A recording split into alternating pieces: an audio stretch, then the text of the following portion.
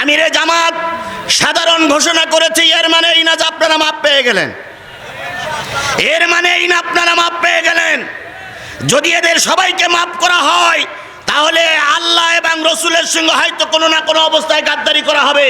আল্লাহ রসুল মক্কা বিজয়ের পরে সাধারণ ক্ষমা করেছিলেন, কিন্তু কিছু লোককে মাফ করেন নাই, কিছু লোককে মাফ করেন নাই।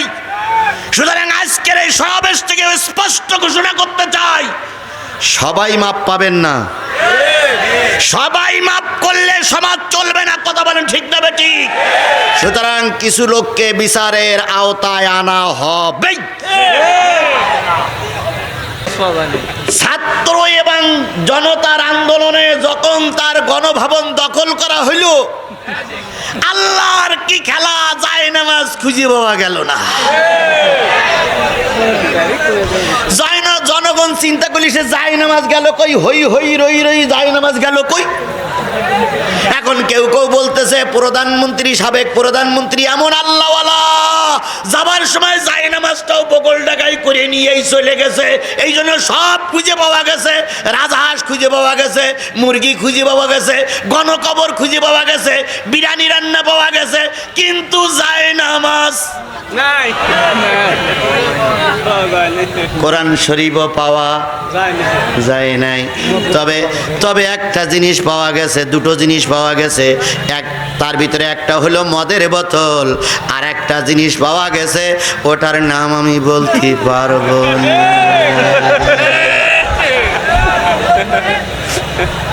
আমার বাড়ি ঘরদরগুলো ভেঙে দিল। আমার ছোট্ট বাচ্চাটা যখন এসে পুলিশের পা জড়াই ধরলো যে স্যার, আমার আব্বু সারাদিন রোজা, এখন ইফতারিটা করতে দেন, এই পুলিশ নামক হায়নারা সেদিন লাথি মেরে আমার ছোট্ট বাচ্চাটারে দূরে ফেলাই দিয়েছিল। আমার মা এসে বলল, বাবা আমার ছেলেটারে নিয়ে যেও না। আমার মার গলা ধাক্কা দিয়ে মাটির পর আঘাত করে আমার মায়ের কপাল কেটে গিয়েছিল। আমার মা সেদিন কপালের ওই রক্ত ছুঁয়ে বলেছিল, আল্লাহ আমার সন্তানকে তোমার রাস্তায় কুরবানি করলাম, এর বিনিময়ে যদি এ দেশ কোরআনের দেশ হয় আমার কোনো দুঃখ নাই। প্রাণপ্রিয় বগুড়া এবং জয়পুরহাটের মুসলমানেরা ভালো আছেন তো আপনারা? আমি যে কেমন আছি তা তো আপনারা সবাই জানেন নাকি? বিগত বছরগুলোর তুলনায় আজকে তো ভালো আছি আলহামদুলিল্লাহ। স্বাধীন দেশের স্বাধীন মানুষ আমরা নাকি? গত বছর এই সময় কথা বলতে গেলে অনেকের অনুমোদন প্রার্থনা করা লাগতো। অনেকেই আমাদেরকে এই শিবগঞ্জে আসতে দেয়নি, অনেকেই আমাদের পথে ব্যারিকেড সৃষ্টি করে রেখেছিল। কথা বলেন ঠিক না বেঠিক? সকল বাধা উপেক্ষা করে স্বাধীন দেশের স্বাধীন মানুষ হয়ে আজকে আল্লাহ পাক আপনার আমার সামনে পরিচয় করাই দিয়েছেন। এই জন্য সকলে মিলে প্রথমেই বলছি আলহামদুলিল্লাহ। নাহমাদুহু ওয়া নাস্তাঈনুহু ওয়া নাস্তাগফিরুহু ওয়া নাউযু বিল্লাহি মিন শুরুরি আনফুসিনা ওয়া মিন সাইয়্যাতি আ'মালিনা। মান ইয়াহদিহিল্লাহু ফালা মুদিল্লা লাহু ওয়া মান ইউদ্লিলহু ফালা হাদিয়া লাহু। ওয়া নাশহাদু আল লা ইলাহা ইল্লাল্লাহু ওয়াহদাহু লা শারীকা লাহু الذي أرسله بالحق بشيرا ونذيرا وداعيا إلى الله بإذنه وسراجا منيرا. فقد قال الله تعالى في كلامه المجيد وفرقانه الحميد.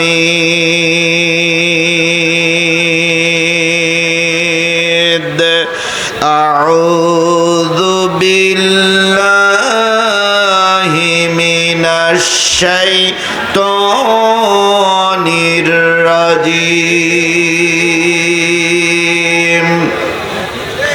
بسم الله الرحمن الرحيم. ইয়া আইয়ুহাল্লাযীনা আমানুত্তাকুল্লাহ ওয়া আমিনু বিরাসূলিহি ইউতিকুম কিফলাইনি মির রাহমাতিহি ওয়া ইয়াজআল লাকুম নূরান তামশুনা বিহি ওয়া ইয়াগফির লাকুম ওয়াল্লাহু গফুরুর রহিম।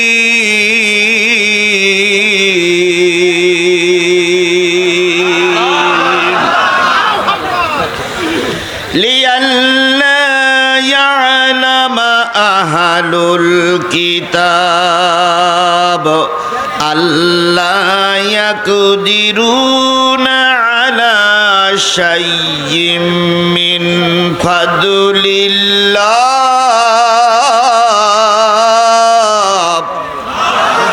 ওয়া আন্নাল ফাদলা বিয়াদিল্লাহি ইউতিহি মান ইয়াশা ওয়াল্লাহু যুল ফাদলিল আযীম।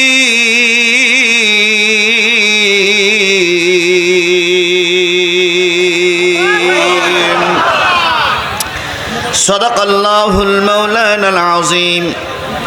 قال النبي صلى الله عليه وسلم عن ابن مسعود رضي الله تعالى عنه قال قال رسول الله صلى الله عليه وسلم يا القوم أقراهم لكتاب الله فإن كانوا في قراءة سواء فعلموهم بالسنة فإن كان بالسنة سواء فأقدموهم هجرا فإن كان هجرة سواء سنا ولا يؤمن الرجل في سلطانه ولا يقود في بيته على تكريمته إلا بإذنه أو كما قال رسول الله صلى الله عليه وسلم إن الله وملائكته يصلون على النبي يا أيها الذين آمنوا صلوا عليه وسلموا تسليما اللهم صل على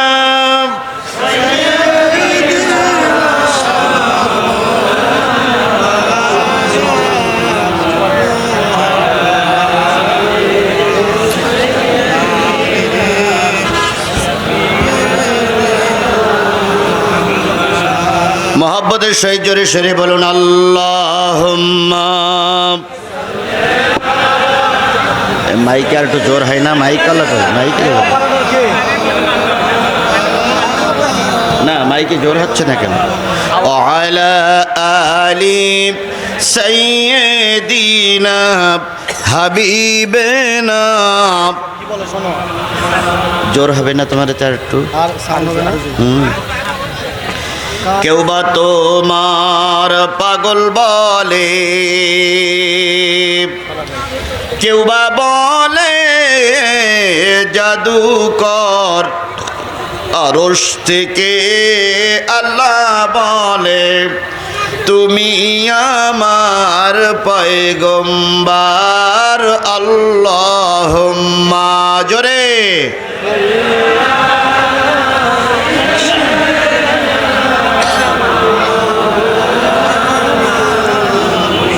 وعلى آل حبيبنا لا إله إلا الله جور জোরে লা ইলাহা ইল্লাল্লাহ লা ইলাহা ইল্লাল্লাহ লা ইলাহা ইল্লাল্লাহ লা ইলাহা ইল্লাল্লাহ মুহাম্মাদুর রাসূলুল্লাহ লা ইলাহা ইল্লাল্লাহ লা ইলাহা ইল্লাল্লাহ লা ইলাহা ইল্লাল্লাহ মুহাম্মাদুর। সকলে জোরে সোরে একসাথে এক বাক্যে বলছি সাল্লাল্লাহু আলাইহি ওয়াসাল্লাম।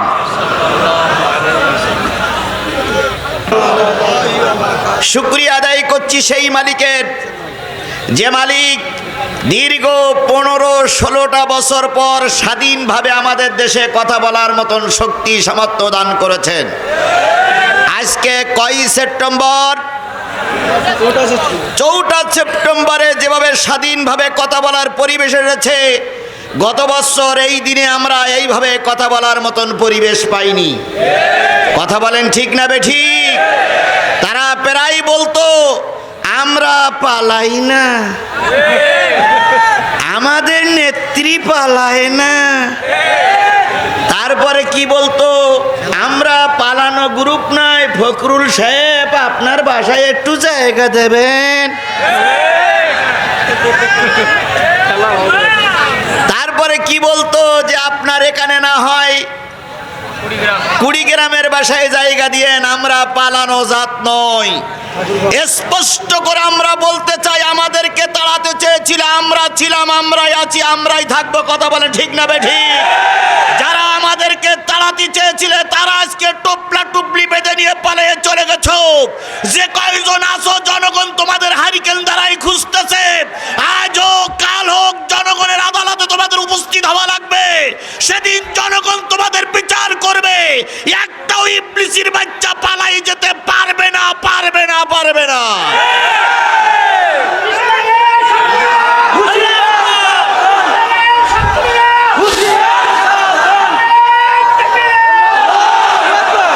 আর একজন তো প্রায় বলতো খেলা হবে, তাই বলতো না?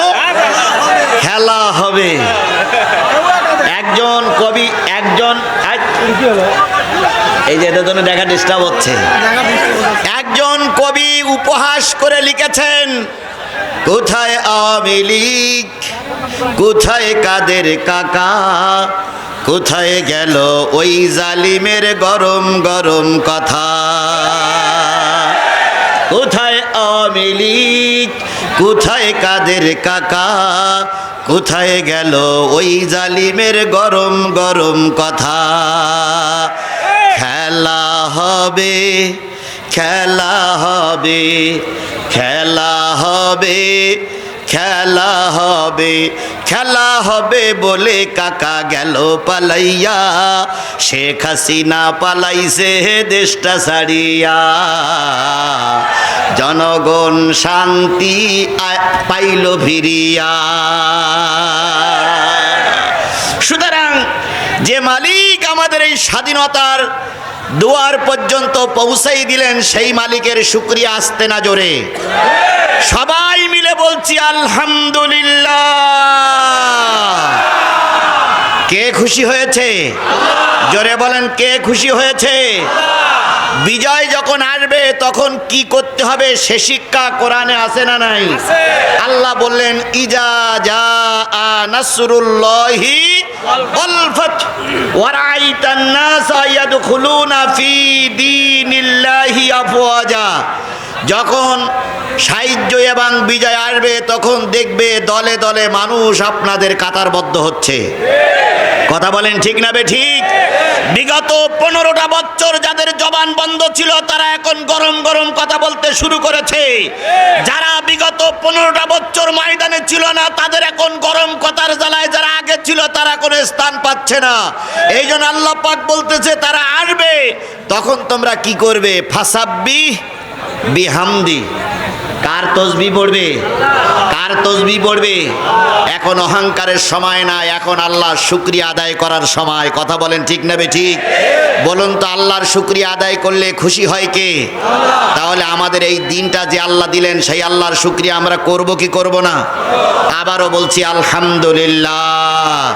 আল্লাহ বলতেছেন, কুল লাউ কানাল বাহরু মিদাদান লিকালিমাতি রাব্বি লানাফিদাল বাহরু ক্বাবলা আন তানফাদা কালিমাতু রাব্বি ওয়ালাউ জিনা বিমিসলিহি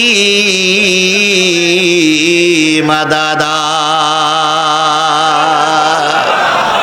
কার কথা? কোরআন তেলাওয়াতের পরে যদি কেউ আল্লাহু আকবার বলে, আল্লাহ তার জান্নাতে যাওয়ার পথ পরিবেশ করে, জান্নাতে যাওয়ার পথ সুগম করে দেন। এই জন্য সবাই বলছে আলহামদুলিল্লাহ, সবাই বলছে আল্লাহু আকবার। কুল্লাউ কানাল বাহার, হে নবী আপনি বলে দিন, পৃথিবীতে যত সাগর আছে, পৃথিবীতে যত নদ নদী আছে, পৃথিবীতে যত খাল বিল আছে, পৃথিবীতে যত পুকুর পুষ্করিণী আছে, সব খাল বিল সাগর নদ নদীর পানিগুলো যদি কালি হয়ে যায়, পৃথিবীতে যত দাঁড়ানো গাছ আছে, সব দাঁড়ানো গাছগুলো যদি কলম হয়ে যায়, পৃথিবীতে সমান্তরাল যত জমি আছে, সব জমিগুলো যদি কাগজ হয়ে যায়, দাঁড়ানো গাছ নামক কলম দিয়ে, সাগরের পানি নামক কালি দিয়ে, আর সমান্তরাল জমির উপরে কাগজ নামক জমির উপরে তোমার রবের কথা লিখতে যদি শুরু করো, লিখতে লিখতে লিখতে লিখতে একদিন সব শেষ। সাগরের পানিও যদি নিয়ে আসো, সেটাও শেষ হয়ে যাবে, তবু তোমার রবের কথা লিখে শেষ করা যাবে না। সেই রব আপনার রব, আমার রব। কথা বলেন ঠিক না ঠিক?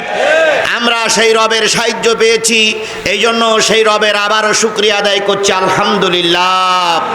সর্বকালের সর্বশ্রেষ্ঠ মহামানব, যার আদর্শে আদর্শিত হয়ে আমি নিজেকে উম্মত বলে দাবি করি, যার আদর্শ আমার মাথায়, যার আদর্শ আমার মুখে, যার আদর্শ আমার গায়ে, সেই নবীর নামে দুরূদ আর সালাম সবাই মিলে বলছি সাল্লাল্লাহু আলাইহি ওয়াসাল্লাম।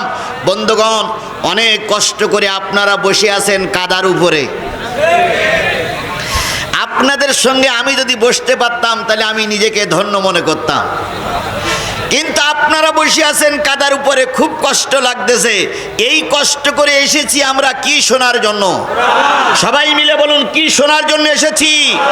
আমরা কোরআন শুনতে চাই, কোরআন জানতে চাই, কোরআন বুঝতে চাই, কোরআন নিয়ে যে নিজের জীবন গঠন করতে চাই। কথা বলুন ঠিক না ঠিক?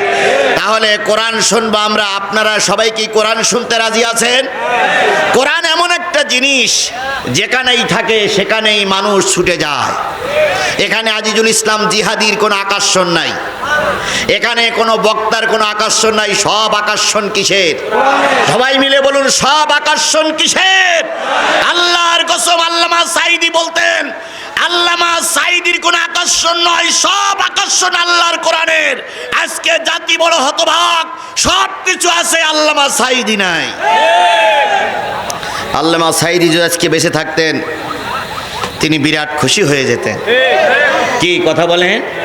তিনি খুশি হতেন। তার জীবনের সবচেয়ে বড় সাধনা ছিল আল্লাহর কোরআন দিয়ে দেশ চলুক।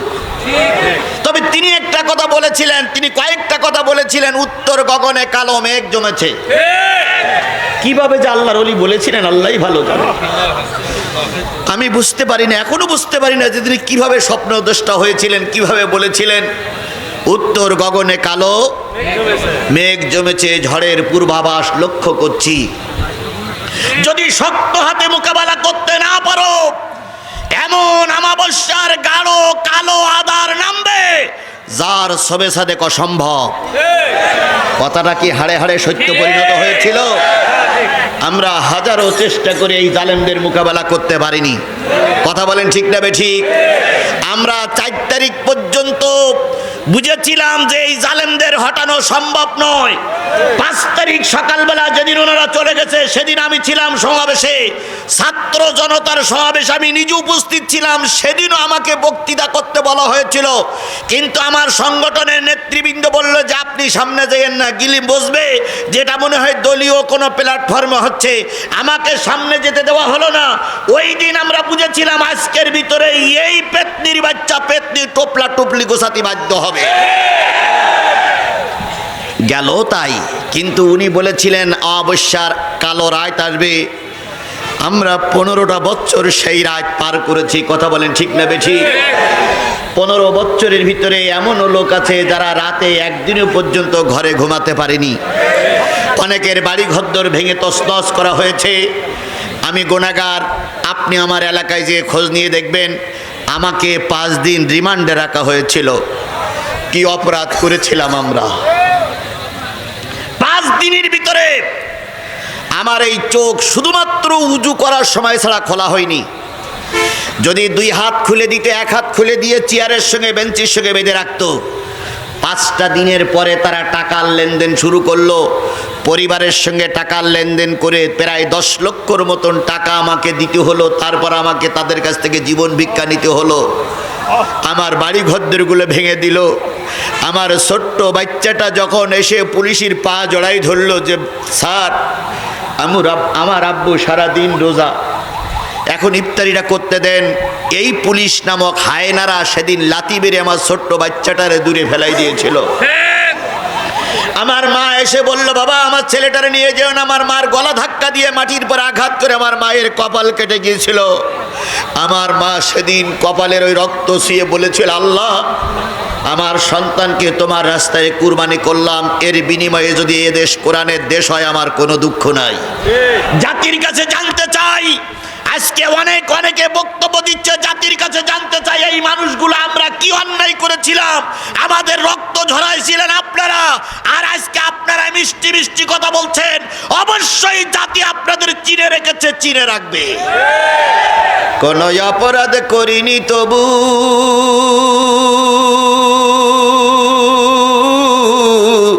আমি আজ কারাগারে,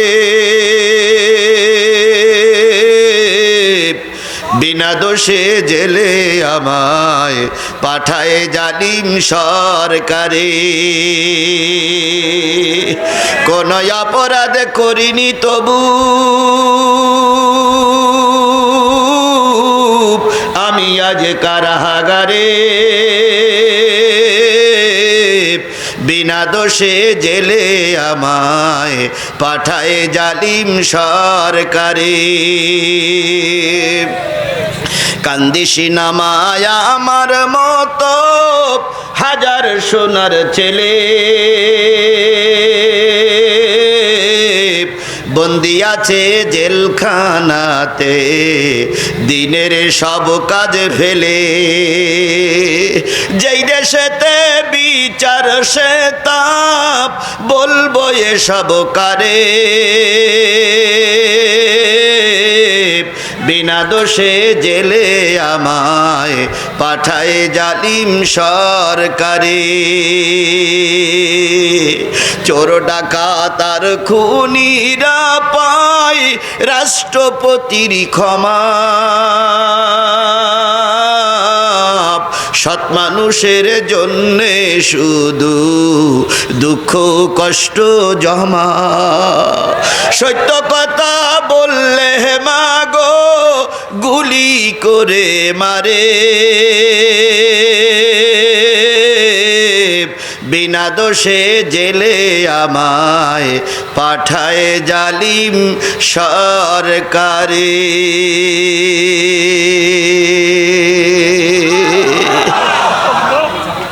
যে কথাগুলো বললাম কথাটা ঠিক না বেঠি? তাহলে আল্লাহ পাক ওই দিনটা পার করে এখনো রসুলের পথে আপনাকে আমাকে কবুল করেছেন। এই জন্য রসুলের নামে দুরুদ আর সালাম সকলে মিলে বলছি সাল্লাল্লাহু আলাইহি ওয়াসাল্লাম। বন্ধুগণ, আমরা কিসের থেকে কথা শুনতে চাই? কোরআন থেকে কথা শুনলে সেই কথাগুলো ভুল ভ্রান্তি কম হয়। কথা বলেন ঠিক না বেঠিক? সুতরাং আমরা কিসের থেকে কথা শুনবো? আরো জোরে বলেন, কিসের থেকে কথা শুনবো? আল্লাহ বলতেছেন ওয়াইদা কুরিয়াল কোরআন ফাসতামিউ লাহু ওয়া আনসিতু লাআল্লাকুম তুরহামুন। যখন তোমাদের সামনে কোরআন পড়া হবে, কোরআন থেকে আলোচনা করা হবে, সেগুলো তোমরা চুপচাপ শোনো। কি করে শুনতে হবে? চুপচাপ বসে বসে শুনতে হবে। আমি আজকে বসার জন্য খুব বেশি অনুরোধ করব না, কারণ কাদা। এখানে আমি যখন আসলাম কাদার পথে হেঁটে এসেছি, এই লক্ষাধিক জনতা কোথায় বসবে? এই জন্য বসার জন্য অনুরোধ করব না, শুধু এতটুকু বলি যে যা আছি দাঁড়াই দাঁড়াই শুনি ইনশাআল্লাহ লাআল্লাকুম তুরহামুন। যদি আল্লাহর কোরআন তোমরা শোনো, আল্লাহ পাক তোমাদের রহমত দিয়ে ভরে দেবে। আমাদের রহমতের দরকার আছে না নাই? আরো জোরে বলেন, রহমতের দরকার আছে না নাই? বন্ধুগণ, দেশ বিজয় হয়ে গেছে বলে মনে করো না আমরা অনেক কিছু হয়ে গেছি। আল্লাহর রহমত না হলে টিকতে পারবা না। অনেক যুদ্ধে সাহাবীরা বেশি ছিল, তারপরে কাজ হয় নাই। আবার অনেক যুদ্ধ অল্প সংখ্যক সাহাবী ছিল, আল্লাহ পাক বিজয় দান করেছে। এই জন্য ক্ষমতার বলে বিজয় হয় না, লোকবল দিয়ে বিজয় হয় না, বিদেশি সাহায্য নিয়ে বিজয় হয় না। বিজয় দিতে গেলে আল্লাহর মদদ লাগে। এই জন্য সাহায্য চাইব কার কাছে? আরো জোরে বলেন, সাহায্য চাইব কার হাতে? তাহলে আমাদের রহমতের দরকার আছে না নাই? সুতরাং যাদের রহমতের দরকার তারা যে যেখানে আছেন, মোনাজাত শেষ না হওয়া পর্যন্ত যাওয়া যাবে না। আচ্ছা, আমি যে অনেকদিন পরে আপনাদের কাছে আসলাম, আমারে ফেলাই রেখে চলে যাবেন কারা কারা? হাত তোলেন তো। আমার ফেলাই রেখে কেউ চলে যাবেন না? বুঝে শুনে অবদা করেন। আপনারা কি আমারে রেখে চলে যাবেন? জোরে বলেন, ফেলাই রেখে চলে যাবেন? তাহলে আপনি যখন যাবে, আমি যখন যাব, আপনিও তখন যাবেন। রাজি আছেন না? রাজি আছেন না? রাজি আছেন না? আমার ভাইয়েরা চলুন সামনে যাই। আল্লাহ রাব্বুল আলামিন বলতেছে ওয়ালাকাদ জারানা লি জাহান্নামা কাসীরাম মিনাল জিন্নি ওয়াল ইনস লাহুম কুলুবুন লা ইয়াফকাহুনা বিহা। মানুষ আর জিনের ভিতর থেকে কিছু সংখ্যক মানুষকে আমি জাহান্নামের ভিতরে ঢুকিয়ে দেব। যারা জাহান্নামের ভিতরে ঢুকবে তাদের এক নম্বর দোষ হচ্ছে লাহুম কুলুবুন লা ইয়াফকাহুনা বিহা, তাদের অন্তর আছে কিন্তু অন্তরে জায়গা নাই। কিসের জায়গা নাই? আরো জোরে বলেন, কিসের জায়গা নাই? তাহলে এই কোরআনের মাহফিল যার ভালো লাগে না, লাগতেছে না, বুঝতে হবে তোমার অন্তরটা জাহান্নামের অন্তর হয়ে গেছে। এই জন্য সবারই কোরআন ভালো লাগে, তোমার ভালো লাগে না। সুতরাং আজকের এই কোরআনের মাহফিলে যদি ভালো না লাগে, তাহলে বুঝতে হবে জাহান্নামের অন্তর তৈরি হয়ে গেছে। লাহুম কুলুবুন লা ইয়াফকাহুনা বিহা ওয়া লাহুম আয়ুনুন লা ইউবসিরুনা বিহা। তাদের চোখ আছে কিন্তু চোখ দিয়ে তারা দেখে না, দেখবে না। কি দেখে না? কি দেখবে না? কোরআন দেখে না, কোরআন দেখবে না। কোরআনওয়ালাদেরও দেখে না। কোরআনওয়ালা দেখলে ওদের সহ্য হয় না। এমন লোক আমার সমাজে আছে না নাই? আরো জোরে বলেন, আছে না নাই? অতীতের যারা সরকার ছিল তারা সব কিছু মেনে নিতে পারত, কিন্তু কোরআন মেনে নিতে পারত না। শিবগঞ্জ আমার একটা মাহফিল ছিল, এখান থেকে কয়েক বছর আগে। কিছু লোক শিবগঞ্জের মাটিতে আমার বিরুদ্ধে মিছিল করেছিল, জিহাদির আসতে দেওয়া হবে না। সে যাই হোক, যে দলের লোক হোক, তারা মিছিল করেছিল না? আচ্ছা বলেন তো ভাই, তারা আপনারা বেশি আছেন এখনো? বেঁচে আছে তো, বেশি আছেন তা আমি তো আসছি। তারা পালাক, এটা আমরা চাই না। আমিরে জামাত সাধারণ ঘোষণা করেছে, এর মানে এই না যে আপনারা মাপ পেয়ে গেলেন। এর মানে এই না আপনারা মাপ পেয়ে গেলেন। যদি এদের সবাইকে মাপ করা হয়, তাহলে আল্লাহ এবং রসুলের সঙ্গে হয়তো কোনো না কোনো অবস্থায় গাদ্দারি করা হবে। আল্লাহ রসুল মক্কা বিজয়ের পরে সাধারণ ক্ষমা করেছিলেন, কিন্তু কিছু লোককে মাপ করেন নাই। কিছু লোককে মাপ করেন নাই। সুতরাং আজকের এই সমাবেশ থেকে স্পষ্ট ঘোষণা করতে চাই, সবাই মাপ পাবেন না। সবাই মাপ করলে সমাজ চলবে না, কথা বলেন ঠিক না ঠিক? সুতরাং কিছু লোককে বিচারের আওতায় আনা হবে। যারা আমাদের মাহফিলগুলো বন্ধ করেছিলেন, যারা আমাদের নেতাদের ঘরে থাকতে দেন নাই, যারা মিথ্যা মামলা দিয়ে আমাদেরকে গৃহশূন্য করেছেন, যারা আমার সন্তানকে হত্যা করে আমার কাঁধে আমার সন্তানের লাশ তুলেছিলেন, তারা বগলে তারা গোপে তেল মাখাবেন আর আমরা আঙুল চুষবো। ও শনিবার অনেক আগেই পাল্টে গেছে। যদি ফিরে আসো আলহামদুলিল্লাহ, নতুবা জনগণ ওপেনলি খোলা ময়দানে তোমাদের বিচার করবে। ইসলাম প্রতিশোধে বিশ্বাস করে না। ইসলাম বিরোধীদের ক্ষমা করার, ইসলাম বিরোধীদের তওবা করার সুযোগ দেয়। আমরা সেই সুযোগটা দিয়েছি বলে এই কথা মনে করিও না যে তোমরা অনেক কিছু হয়ে গেলেন। না, এর মানে এই নয় সবাইকে ঢালুয়াভাবে মাফ করার কোনো সুযোগ নাই। যে যা করেছো জনতার আদালতে, কোর্ট কাছারির মাধ্যমে তাদের বিচার হবে। আচ্ছা বলুন তো, সবাইকে মাফ করে দিলাম, তাহলে হেফাজতের ময়দানে যারা গুলি করে মারলো তারা কোথায় যাবে? এরপরে এই বিগত 5ই আগস্টের আগে যারা গুলি করে সাধারণ জনতা, ছাত্ররে প্রায় 1000 মানুষকে মেরে দিলেন, তাদেরকে যদি মাফ করি তাহলে ওই লোকগুলো, তাদের যারা মারা গেছে তারা নিশ্চয়ই তার পরিবার এবং তারা কষ্ট পাবে। কথা বলেন ঠিক না ঠিক? সুতরাং মাপ পাবে তারাই যারা সমাজে কোনো অন্যায় কাজ করেনি, সাধারণ কর্মী ছিল, তারাই মাপ পাবে। ওই পুলিশের সাবেক আইজি, ওই 3 ইঞ্চি হারুন,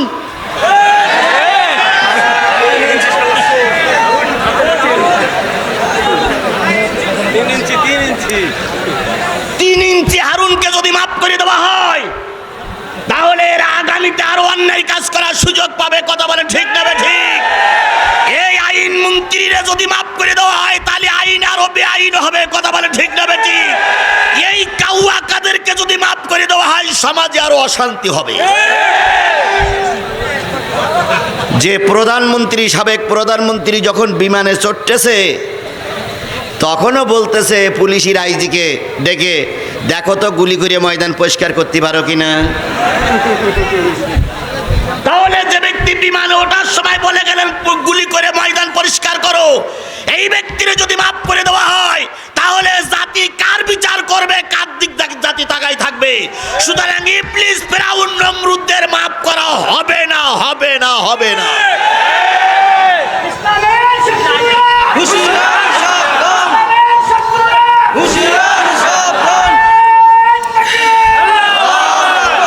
আমার বন্ধুগণ, তাই আমি বলতে চাইছিলাম, যাদের দেলে কোরআন নাই তারা যাবে কোথায়? আইউনুল্লাহ ইবসিরুনা বিহা, তাদের চোখ আছে, তারা চোখ দিয়ে দেখে না। কি দেখে না? কোরআন দেখে না। শুধু কোরআন দেখে না, না কোরআনওয়ালাদেরও দেখে না। আযানুল্লাহ ইয়াসমাউনা বিহা, তাদের কান আছে কিন্তু তারা কি করে না? শোনে না। কি শোনে না? এখানে যে কজন লোক, যত হাজার লোক উপস্থিত আছেন, কার কান নেই একটু হাত তোলেন। এই যে কজন লোক উঠতেছে, একা কান নেই, এর কা চোখও নেই, এদের দেলও নেই। তাহলে আল্লাহ রাব্বুল আলামিন বললেন, যাদের দেলে কোরআন ভালো লাগে না তারা যাবে কোথায়? যাদের কানে কোরআন ভালো লাগে না তারা যাবে কোথায়? যাদের চোখে কোরআন ভালো লাগে না তারা যাবে কোথায়? উলাইকা কালানাম, তারা হলো চতুষ্পদ জন্তুর মতো। সুতরাং আমাদের দেল আছে, কান আছে, চোখ আছে, বিবেক আছে, আইডিয়া আছে, তাহলে আমরা কোরআন থেকে দূরে সরে যদি যান তাহলে আপনি 4 পেয়ে জন্তুর মতন হয়ে গেলেন।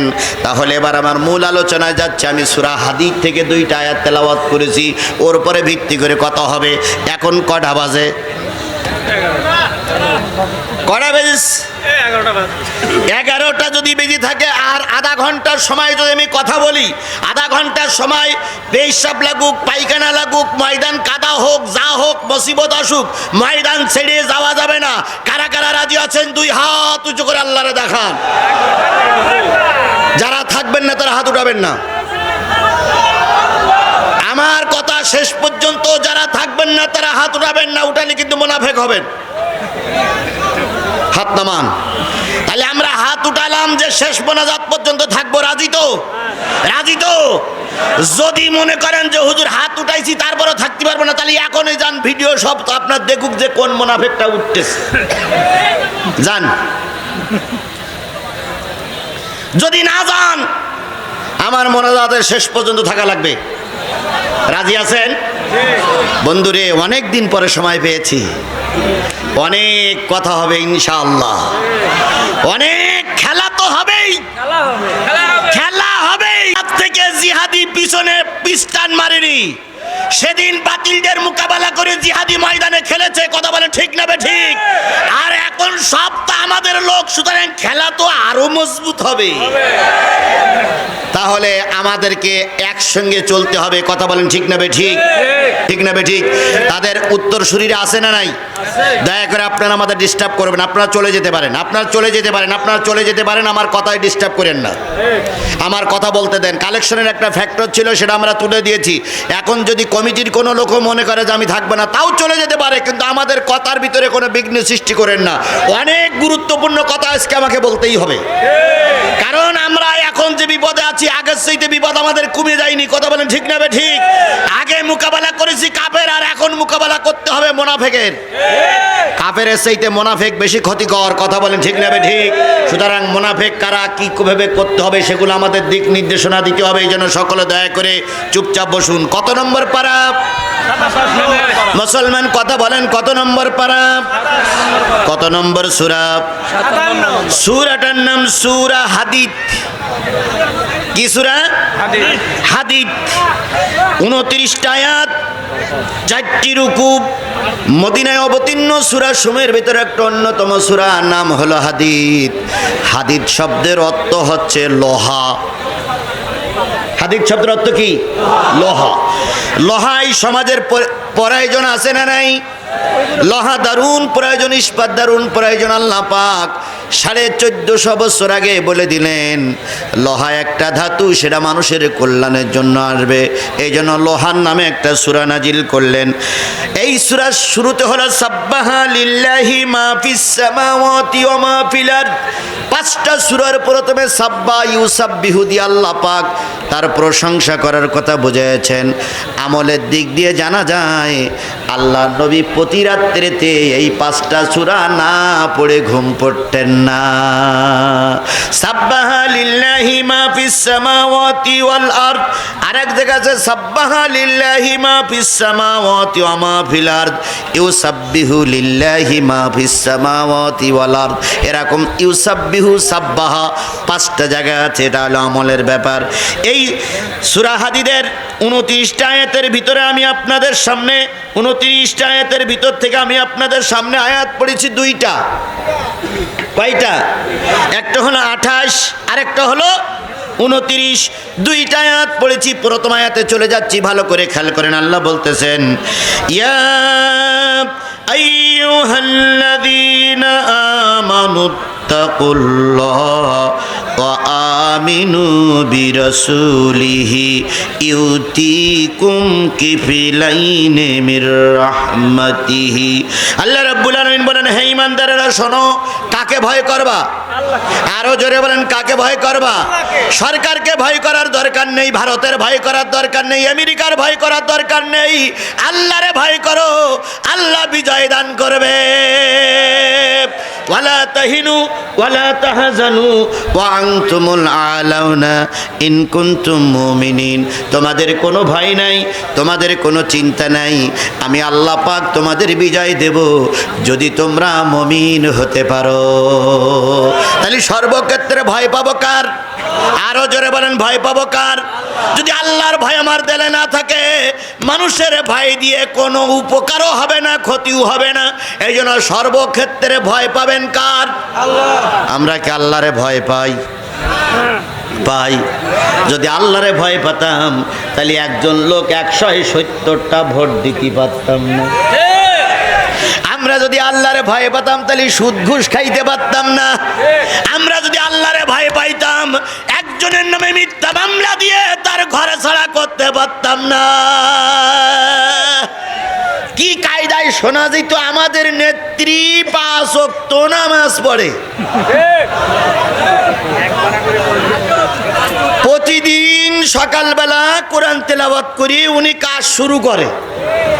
আমাদের নেত্রী তাহাজ্জুদের নামাজ পড়ে, সকালবেলা উঠে কি খোঁজে? যায় নামাজ খোঁজে।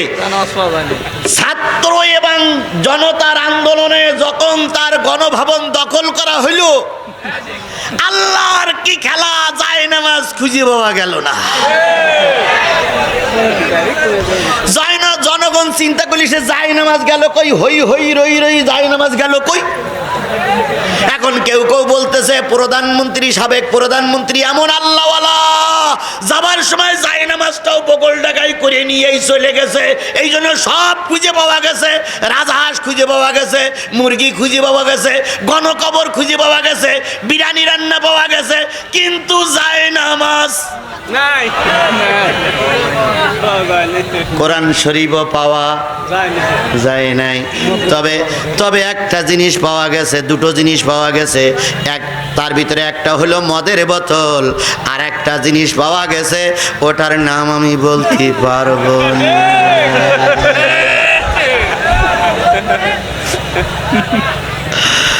আমি চিন্তা করি বুড়ি বয়স 78 বছর বয়সে যদি ওই জিনিস পাওয়া যায়, তাহলে যখন 18-20 বছর বয়স ছিল তখন জানি কি করেছে আল্লাহই ভালো জানে।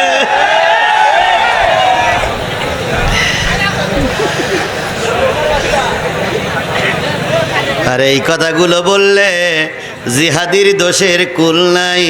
যতই যাই কিছু করো, কথা আমরা বলবই বলবো।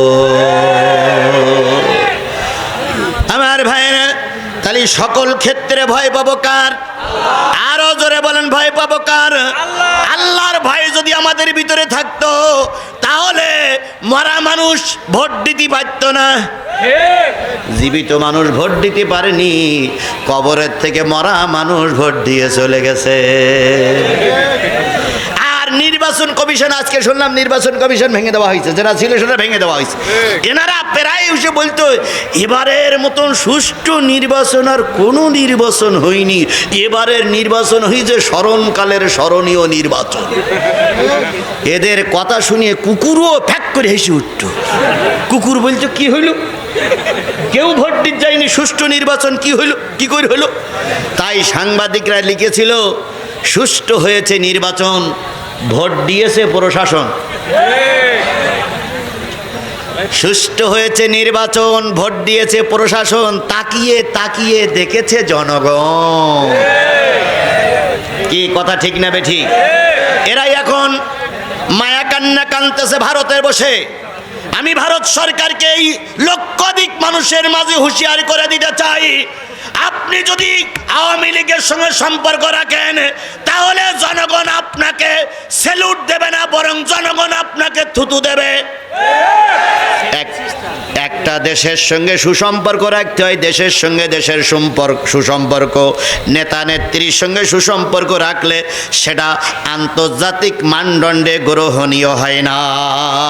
আজকে আমার দেশের তত্ত্বাবধায়ক সরকার না অন্তর্বর্তীকালীন সরকার ক্ষমতায়, যদি আগামীকাল ভারতে নির্বাচন হয়ে কংগ্রেস সরকার আছে, তখন মোদির সঙ্গে সম্পর্ক থাকবে না, থাকবে রাহুল গান্ধীর সঙ্গে। কথা বলেন ঠিক না বে ঠিক? আজকে ভারত আপনি ভুলে যাচ্ছেন, আপনি বাংলাদেশের বন্ধু না, আপনি শেখ হাসিনার বন্ধু। তাই তো জনগণ বলে আমাদের ম্যাডামের স্বামী নাই আর ওনার স্ত্রী নাই।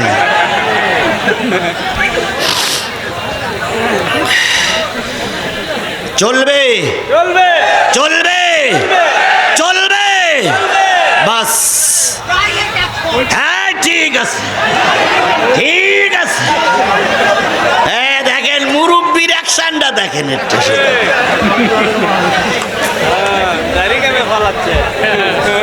এ মুরব্বী প্রায় জায়গায় থাকে, আল্লাহ ওনারে কবুল করুক, সকলে বলুন আমিন। আমি বলতেছিলাম তাকে, তাহলে কার ভয় পারবেন? আরো জোরে বলেন, কার ভয় পাবেন?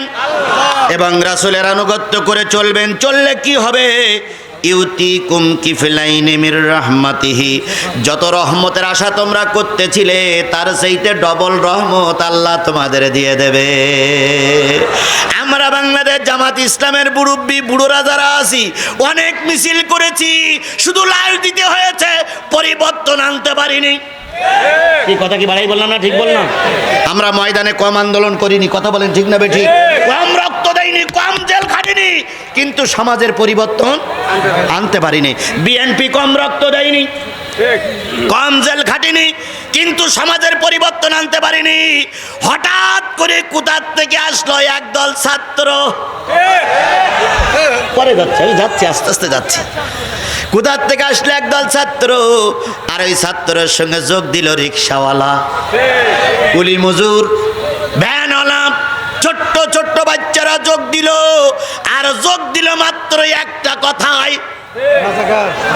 যে রাজাকারের স্লোগান দিয়ে আব্দুল কাদের মোল্লারে ফাঁসি দেওয়া হলো, যেই রাজাকারের স্লোগান দিয়ে মতিউর রহমান নিজামীরে মারা হলো, যেই স্লোগান দিয়ে কি বলে সাবেক আমির সেক্রেটারি জেনারেল আলী হাসান মোহাম্মদ মুজাহিদকে ফাঁসিতে ঝুলানো হলো, একই ট্যাগ দিয়ে একই কথায় এই সরকারের পতন হলো।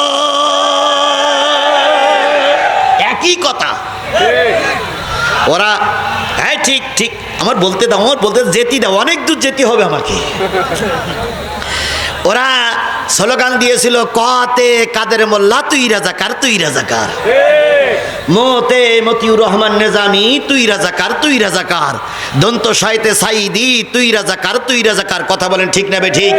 যেই শাহবাগে গণজাগরণ মঞ্চ তৈরি করে তুই রাজাকার, তুই রাজাকার, সেই একই রাজাকারের স্লোগান দিয়ে দেশ স্বাধীন হয়েছে। সুবহানাল্লাহ, সুবহানাল্লাহ, সুবহানাল্লাহ। কি স্লোগানটা কি? যখন না না না বলতে দেন, যখন কি বলে কোটা সংস্কারের পক্ষের আন্দোলন করলো, তখন আমাদের সাবেক ডাইনি বুড়ি, রক্ত পিপাসু গণহত্যাকারিনী, কথা বলেন ঠিক না ঠিক? যদি আজকে হিটলার বেঁচে থাকতো তাহলে হিটলারের মুখে থুতু মারতো আর বলতে আমার চাইতে বড় হিটলার তুই। এই হিটলারের বাচ্চা, হিটলার এই গণহত্যাকারিনী তখন বলল যে এই যারা ময়দানে কথা বলছে এরা সব রাজাকারের বাচ্চা। এরা বলল কি মুক্তিযোদ্ধার নাতিপুতিরা চাকরি পাবে না, তো রাজাকারের নাতিপুতিরা চাকরি পাবে। আর এই কোটায় কিন্তু চাকরি পেয়েছিল ওই 3 ইঞ্চি হারুন, এ কিন্তু পরীক্ষাতে চাকরি পায়নি, এগুলো কোটায় কোটায় চাকরি পেয়েছিল। এখন উনি বললেন রাত 11টার সময় সম্ভবত যে রাজাকারের বাচ্চারা কি চাকরি পাবে। এই কথাটা এই কথাটা এই কথাটা বিশ্ববিদ্যালয়, কলেজ, স্কুল, প্রাইমারি স্কুল, মাদ্রাসা ছাত্ররা মেনে নিতে পারেনি। তাই তারা বিশ্ববিদ্যালয়ের সকল গেট খুলে বাইরে এসে বলল, তুমি কে, আমি কে, তুমি কে, আমি কে, কে বলেছে, কে বলেছে? আবার বলেন, তুমি কে, আমি কে, কে বলেছে, কে বলেছে? এই যে স্লোগান শুরু হলো, পেতনির বাচ্চা, পেতনি ডাইনি বুড়ি এবার আরো উগ্র হতে শুরু করলো। কথা বলেন ঠিক না ঠিক? আমরা দুইটা গুলি খেয়ে কেউ বা লাশ পড়েছে, কেউ বা পালাইছি, বিএনপি পালাইছে, জামাত ইসলাম পালাইছে, শিবিরাওয়ালারা ময়দানে থেকেছে, তারপরে অনেক সময় ময়দান ছেড়ে দিতে বাধ্য হয়েছে। কত মামলা খাওয়া যায়। বিএনপির ছাত্র দলের লিডারেরা, নেতারা ময়দানে ছিল, গুলির মুখে অনেক সময় পিস্টান মারতে বাধ্য হয়েছে। কিন্তু এই যে যুবক, কিশোর, ছোট ছোট বাচ্চারা, মা বোনেরা রাস্তায় নামলো, যত লাশ পড়েছে ততই তাদের আন্দোলনের বেগ চেগেছে। লাশকে আর একজনের কাঁধে তুলে দিয়ে সে সামনে অগ্রসর হয়েছে, বুঝাইতে চেয়েছে লাশ পড়বে পড়ুক, তবু ডাইনি বুড়ি তোমার আর ক্ষমা না। কোথার থেকে নাজিল হলো আবু সাইদ। আচ্ছা বলুন তো, আবু সাইদ মরার আগে কয়টা লোক চিনতেন? আবু সাইদ মরার আগে কয়টা লোক চিনতেন? কেউ চিনতাম না। আবু সাইদের মা বাপকে আল্লাহ পাক রহমত করুক, আবু সাইদকে আল্লাহ পাক জান্নাতের মেহমান বানিয়ে দেখ। আবু সাইদ দুই হাত উঁচু করে বলল, করো গুলি, তবু ময়দান ছেড়ে দেব না। ও বন্ধুরা, আবু সাইদের গুলি লাগলো, যেই না আবু সাইদের গুলির রক্ত জমিনে পড়লো, গোটা জমিন তখন ফেপে ফুলে উঠলো। কথা বলেন ঠিক না বে ঠিক? জালেমেরা তখন পালাইতে বাধ্য হয়েছে। এবার আল্লামা সাইদির সেই কথাটা মনে পড়ে গেল, এমন একটা সময় আসবে জালেমেরা জুলুম বন্ধ করো, আলেম ওলামাদের পরে অত্যাচার বন্ধ করো, নতুবা এমন একটা সময় আসবে পালানোর জন্য ইঁদুরের গর্ত খুঁজে পাবা না। আজকে সেই একই অবস্থা হয়েছে, পালানোর জন্য গোটা বিশ্বের কেউ জায়গা দিচ্ছে না। আমেরিকা লাল কার্ড জায়গায় দিয়েছে, ঢুকতে পারবে না। লন্ডন লাল কার্ড দেখাইছে, ঢুকতে পারবে না।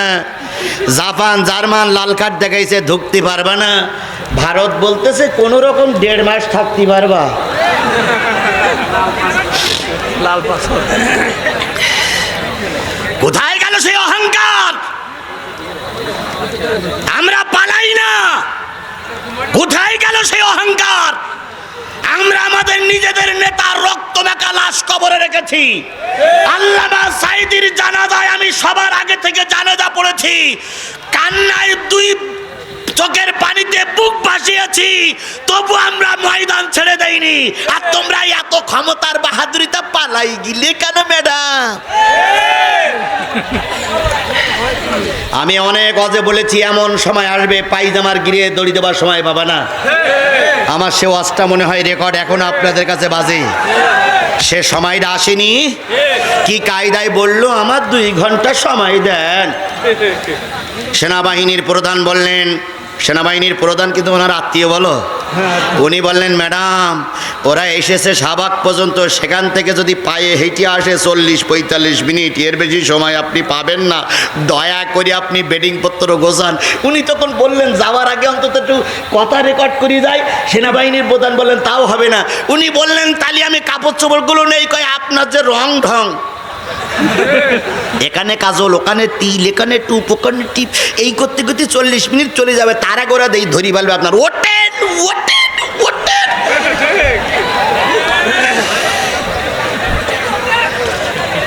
পালানের জায়গা পাবা না, ইঁদুরের গর্ত পর্যন্ত পাবা না। আল্লামা সাইদির সেই কথাটা 1450 বছর আগে নয়, হয়তো কিছু বছর আগে আল্লামা সাইদি বলে গেছিলেন, সেই কথাটা এখন হাড়ে হাড়ে কাজে লেগেছে।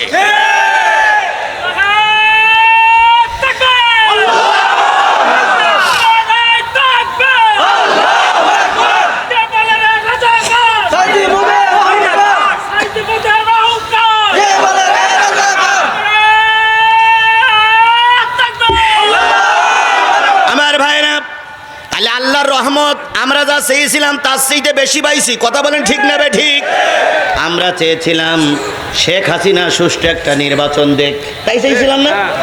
কেয়ারটেকারের সরকারের মাধ্যমে সে থাক, কিন্তু কেয়ারটেকার সরকারের মাধ্যমে সেটা কি দেখ, সুষ্ঠু নির্বাচন দেখ এবং সব দল অংশগ্রহণ করি, এইটা চাইছিলাম না? কিন্তু পালাই যাবে এটা তো আমরা চাই। কিন্তু আল্লাহ দেখেন রহমত করতে করতে কতদূর রহমত করে দিলেন। আল্লাহ বললেন, তোমরা চাইছিলে সুষ্ঠু নির্বাচন, আর আমি চেয়েছি এর দল এবং এরা এদেশে আর রাজনীতি করতে পারবে না। এই জন্য এরা রাতের অন্ধকারে নয়, প্রকাশ্য দিবা লাগে টোপলা টুপলি বেঁধে নিয়ে চলে গেছে। যখন যায় তখন বড় বোন ছোট বোনটার গলা জড়াই ধরে কাঁদতেছে, রেহানা তাড়াতাড়ি গোসারে বোন, এরা আমাদের আর মেনে নেবে না। শেখ রেহানা বলল, আপা তোরে না অনেক আগে সাবধান করেছিলাম। কয়, ফতোয়া ফারাজ পরে দিস, আগে বিমানে ওঠ। কোথায় আছো? আজকে শিক্ষা নাও। আল্লাহ কখনো অহংকারীদের সহ্য করে না। কথা বলেন ঠিক না বেটি? আল্লাহ নিজেই বলেছে, অহংকার আমার গায়ের চাদর, যে আমার চাদর ধরে টানাটানি করবে, আজ হোক কাল হোক পৃথিবীতে তাকে লাঞ্ছিত হতেই হবে, হতেই হবে, হতেই হবে। প্রায় ওই তথ্যমন্ত্রী, কি নাম না, এখন পররাষ্ট্রমন্ত্রী, না পররাষ্ট্রমন্ত্রী এখন হাসান মাহমুদ। হাসান মাহমুদ আর এই হাসানুল হকিনু, এই দুই বেয়াদব মঞ্চে উঠলেই জামাত ইসলাম আর বিএনপির না ধুইয়ে ওর পেটের ভাত হজম হতো না। কথা বলে ঠিক না ঠিক? আর কাউয়া কাঁধে তো উঠেই বলতে খেলা হবে।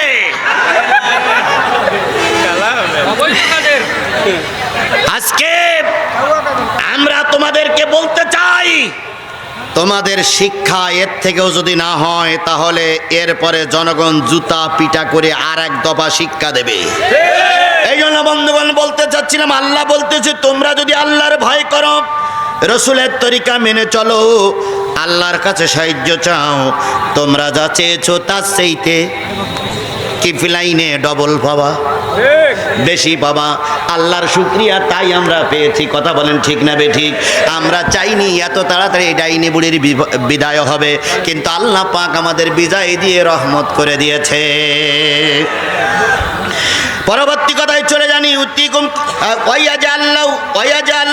ওয়াইয়াজআল লাকুম নূরান তামশুনা বিহি। আল্লাহ রাব্বুল আলামিন এমন নূর তোমাদের দেবেন যে তোমাদের সঠিক পথ পরিচালিত করবে। বলুন তো, আল্লাহ রসুলের আরেকটা নাম হচ্ছে নূর। রসুলের একটা নাম কি? কোন জায়গায় আছে? কদ জাআকুম মিনাল্লাহি নূরু ওয়া কিতাবুম মুবিন।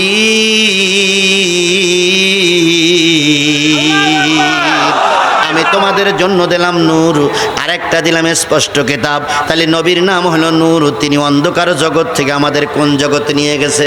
আলোর জগতে নিয়ে গেছে। ডাক্তার মোহাম্মদ শফিকুর রহমানকে স্যালুট জানাই, স্যালুট জানাই। বুড়া মানুষ যেভাবে ইসলামী আন্দোলনের পক্ষে কাজ করছে, আরো যদি 5টি বছর আল্লাহর ওলিরে আল্লাহ বাঁচাই রাখে, এ দেশ কোরআনের দেশ হতে সময় লাগবে না। বুড়া মানুষ সবাই রাগে, তেরান দিতে গেছে সবাই রাগে, এটা জানা যায় সবাই রাগে, বক্তৃতা মঞ্চে সবাই রাগে, সব জায়গায় এই লোকটা জাতির জন্য নূর হয়ে দাঁড়িয়ে গেছে। কথা বলেন ঠিক না বেঠিক?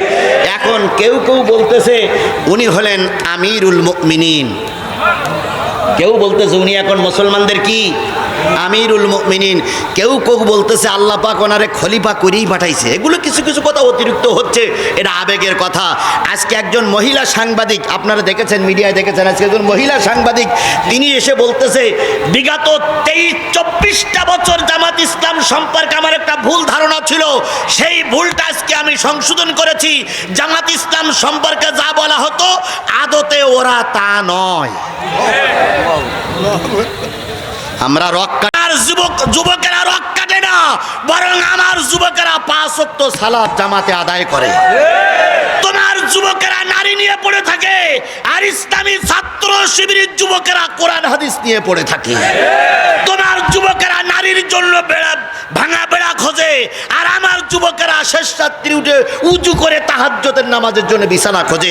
এটা আমার যুবকেরা, তোমাদের সন্তানেরা করতে পারে না। কথা বলেন ঠিক না ঠিক? একটা লোক হাত তুলে বলুন তো, বাংলাদেশ ইসলামী ছাত্র শিবিরের কোন কর্মী সাথী সদস্য, সাধারণ 2-1 জন থাকতে পারে, কর্মী সাথী সদস্যরা বিড়ে খেয়েছে এরকম একটা প্রমাণ দেখাই দেন তো। একটা লোক হাত তোলেন যদি বাবার বেটা হন, আর যদি বৈধ রক্ত আপনার জন্ম হয়ে থাকে, আপনি একটা লোক হাত তুলে বলেন যে বাংলাদেশ ইসলামী ছাত্র শিবিরের একজন সাথী বা সদস্য সে বিড়িয়ে টানে, দেখান। কিন্তু আমি চ্যালেঞ্জ করে বলতে পারি আমার ছেলেরা বিড়িয়ে টানে না, গাঁজা খায় না, কিন্তু অন্যান্য যত ছাত্র সংগঠন আছে নাম বলে আমি কাউকে তো স্বরূপ করবো না, প্রতিটা ছাত্র সংগঠনের নেতা কর্মীরা বিড়িয়ে খায়, গাঁজা খায়, মেয়ে লোক নিয়ে পড়ে থাকে, অন্যায় কাজে জড়িত হয়। আমার ছেলেরা তা করে না, এটা আমরা চ্যালেঞ্জ করে বলতে পারি। কারণ আমরা মুরব্বীরা ওইভাবে আমাদের সন্তানদের লালন পালন করি না। আমাদের সন্তানদের উপদেশ দেওয়া থাকে, খবরদার বিয়াদবি করবা না। তারপরে ব্যতিক্রম 2-1 জন থাকে না, থাকে না, সব একরকম হয় না ভাই। হাতের 5টা আঙুল ব্যতিক্রম আছে না? সুতরাং ব্যতিক্রম কিছু থাকতে পারে, এর মানে এই নয় যে আমার ছেলেরা খারাপ হয়ে গেছে, আমার ছেলেরা ভালো। আপনি খেয়াল করবেন যদি বাংলাদেশ ইসলামী ছাত্র শিবিরের ছেলেরা ময়দানে না থাকতো, এই ময়দান দখল করা বড় কষ্ট হয়ে যেত। বলুন তো এই ছাত্র এবং জনতার ভিতরে কারা ছিল আমি বলবো না, আপনারা খুঁজে খুঁজে দেখেন, এরা ছিল সব ডান বলাকের মানুষ। সুতরাং আল্লাহ রাব্বুল আলামিন বললেন, তোমাদের চলার জন্য এমন একজন নূর দেব, এমন একজন বাতি দেব, যেই বাতি তোমাদের পথ দেখাবে, যেই বাতির অধীনে তোমরা সমাজ সংস্কার করবে। আল্লাহ রাব্বুল আলামিন বাংলাদেশ জামাত ইসলামী এখন ডাক্তার মোহাম্মদ শফিকুর রহমানের জায়গায় যদি আল্লামা সাঈদী থাকতো, আল্লামা সাঈদী যদি থাকতো, আমার এই সমাজ অনেক আগেই হয়তো কোরআনের সমাজ প্রতিষ্ঠিত হয়ে যেত। এই বাংলাদেশের মানুষ না বুঝলি ভারত বুঝেছিল যে একদিন এই সরকার টিকে থাকবে না, তাই তো তারা ষড়যন্ত্র করে আল্লামা সাঈদীরে মেরে দিয়েছে। এখানে 50,000, 60,000, 1 লাখ লোক আছে, নারী আর পুরুষ দিয়ে। একটা লোক বলুন তো, আল্লামা সাঈদী কি স্বাভাবিক মৃত্যুবরণ করেছে না তার মেরে দেওয়া হয়েছে? মুসলমান, বিএনপি, আওয়ামী লীগ, জাতীয় পার্টি, জামাত ইসলামের লোক বুকে হাত দিয়ে বলুন তো, তিনি কি স্বাভাবিক মৃত্যুবরণ করেছে না তার মেরে দেওয়া হয়েছে? আল্লাহর কসম, তিনি স্বাভাবিক মৃত্যুবরণ করেন নাই, তাকে ইনজেকশনের মাধ্যমে মেরে দেওয়া হয়েছে। এই সাঈদী বিরোধী দুটো লোক পাওয়া গেছে, তারা চলে যাচ্ছে, সাঈদীর কথা শুনিয়ে চলে যাচ্ছে। বন্ধুগণ, আল্লামা সাঈদী স্বাভাবিক মৃত্যুবরণ কিভাবে মেরে দেওয়া হয়েছে আমি অনেকবার বলেছি, আজকেও আপনাদের বলতেছি। তিনি যখন হাসপাতালে, তিনি যখন জেলখানায় ছিলেন, হঠাৎ করে কিছু লোক চলে গেল, যে বলতেছে, হুজুর আপনাকে হাসপাতালে যেতে হবে। আল্লামা সাঈদী বললেন, কেন, আমার কি হয়েছে? কয় আপনি অসুস্থ। আল্লামা সাঈদী বলেন, আমি অসুস্থ আমি জানি না, তোমরা জানলে কি করি? কথায় বলে, যার বিয়ে তার খবর নাই, পাড়া পড়শির ঘুম নাই। আল্লামা সাঈদী অসুস্থ, আল্লামা সাঈদী জানে না, জানে ওই শেখ হাসিনার লালায়িত, শেখ হাসিনার পুষ্যপুত্র ওই পুলিশ বাহিনী। আল্লামা সাঈদী বলেন, আমি অসুস্থ নই। কয় হুজুর কোনো কথা নেই, আপনাকে হাসপাতালে যেতেই হবে। আল্লামা সাঈদী বললেন, যদি যেতেই হয় আমার প্রাইভেট ডাক্তার আছে, সে আমাদের সঙ্গে থাকবে। কয় না। আমার সন্তান আমাদের সঙ্গে থাকবে। কয় তাও না। কাউকে তিনি জায়গা দিলেন না, হাসপাতালে নিয়ে যাওয়া হলো। বন্ধুগণ ভালো করে খেয়াল করেন, তিনি যখন অ্যাম্বুলেন্স থেকে নামলেন, সেই তথাকথিত একরকম উঁচু টুপি, লাল দাড়ি, লাল গোবের ভিতর দিয়ে তিনি যখন মিসকে হাসিটা দিয়ে জাতিরে সালাম দিলেন, মনে হয়েছিল আল্লাহর জান্নাতে কোনো মানুষ গাড়ির থেকে নেমে সালাম দিচ্ছে। এখনো সেই ছবিটা অনেকেরই মোবাইলে ধারণ করা আছে। আল্লামা সাঈদীর ওই অবস্থা দেখে কি মনে হয়েছিল তিনি অসুস্থ? জোরে বলেন, মনে হয়েছিল তিনি অসুস্থ? না না, তিনি অসুস্থ ছিলেন না। তারপরে তাকে হাসপাতালে নিয়ে যাওয়া হলো। এরপরে তার চিকিৎসা চলছিল, ঘুমের ওষুধ খাওয়ায় তাকে ঘুম পড়ায় রাখা হলো। কিছুক্ষণ পরে 2-3জন ডাক্তার আসলেন। ভাইরে, একজন ডাক্তারের কাছে ছোট্ট একটা শিশি, আর তার কাছে ছিল একটা চ্যালেঞ্জ। ওই নিয়ে এসে আল্লামা সাঈদীর মাথার কাছে দাঁড়িয়ে সবাইকে বের করে দিল, আপনারা চলে যান। সবাই চলে গেল। একজন নার্স দরজার আড়ালে দেখে দাঁড়াই দেখতেছিলেন আল্লামা সাঈদীর সঙ্গে কি আচরণ করা হয়। ওই বোতলটার ভিতর থেকে ইনজেকশনে ওষুধ দেওয়া হলো। আল্লামা সাঈদীর জামাটা উঁচু করে নাভিতে যখন ইনজেকশন পুশ করা হয়, ওই নার্স বলেছেন, আমি মাথা উঁচু করে দেখলাম আল্লামা সাঈদী একবার মাথা উঁচু করলেন, মাথা উঁচু করে আল্লাহু আকবার বলে একটা শব্দ করলেন। ওই শব্দের পরে আর কোনো শব্দ আল্লামা সাঈদী করতে পারেন নাই। তাতে করে বুঝলাম আল্লামা সাঈদী স্বাভাবিক হার্ট স্ট্রোকে মারা যায় নাই, তাকে অবশ্যই পুশ করে মেরে দেওয়া হয়েছে। সুতরাং আজকে যদি বলেন যারা সাঈদীকে মেরে দিল তাদেরকে মাফ করে দিলাম, না না না, এটা হতে পারে না। আল্লামা সাঈদীর যারা মেরেছে তাদের বিচার জনগণ দেখতে চায়। এদের ক্ষমা করলে জাতি খেপে যাবে।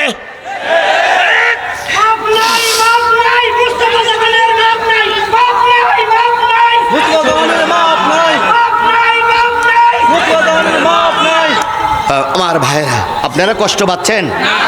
এখন আর একটা আয়াত আছে, আর একটা আয়াতের কথা শেষ করতে 15 মিনিট সময় লাগবে। দেবেন আপনারা? দেবেন আপনারা? কারা কারা রাজি আছেন আবার একটু হাত তুলে আল্লাহরে দেখান তো। আল্লামা সাঈদী তুমি মরুনি, শহীদ হয়েছ তুমি এটাই জানি। আল্লামা সাঈদী তুমি মরুনি, শহীদ হয়েছ তুমি এটাই জানি। কারাগারে কাটালে 13টি বছর, বাতিল খেপেছে তোমার দেখে থর থর। তুমি যে ছিলে মোদের নয়নের মণি, শহীদ হয়েছ তুমি এটাই জানি। শহীদ হয়েছ তুমি এটাই জানি। আল্লামা সাঈদী তুমি মরুনি, আল্লামা সাঈদী তুমি মরুনি, শহীদ হয়েছ তুমি এটাই জানি।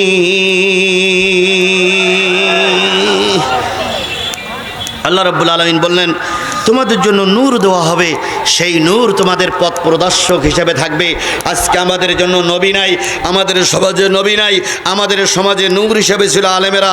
অনেক আলেমেরা মৃত্যুবরণ করেছে, আজকে আমাদের সমাজের নূর হিসেবে মাথা উঁচু করেছে বাংলাদেশ জামাত ইসলামের সুযোগ্য আমির ডাক্তার মোহাম্মদ শফিকুর রহমান। তিনি জাতির এখন পথ দেখাচ্ছে। কথা বলেন ঠিক না বেঠিক?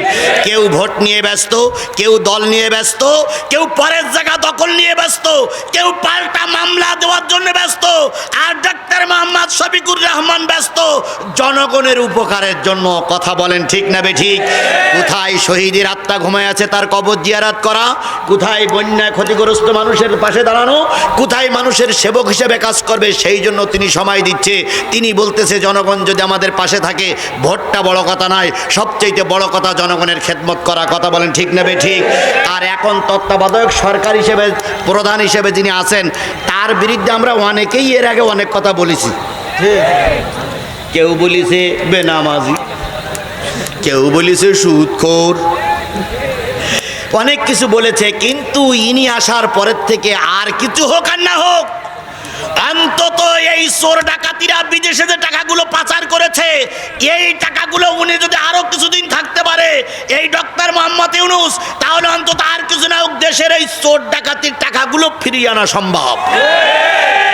একজন দলীয় সরকার আনতে পারবে না, কিন্তু ইনি আনতে পারবে, কারণ আমেরিকা এনাকে স্যালুট দেয়, বিশ্ব ব্যাংক এনাকে স্যালুট দেয়। কথা বলেন ঠিক না ঠিক?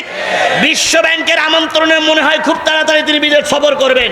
এই জন্য ডক্টর মোহাম্মদ ইউনূসকে আমরা একদিক থেকে স্যালুট জানাই। তিনি এসেই বলেছেন ভারতের সঙ্গে বোঝাপড়া হবে, সীমান্ত এলাকায় ওই কাগজ কলমে বোঝাপড়া হবে না।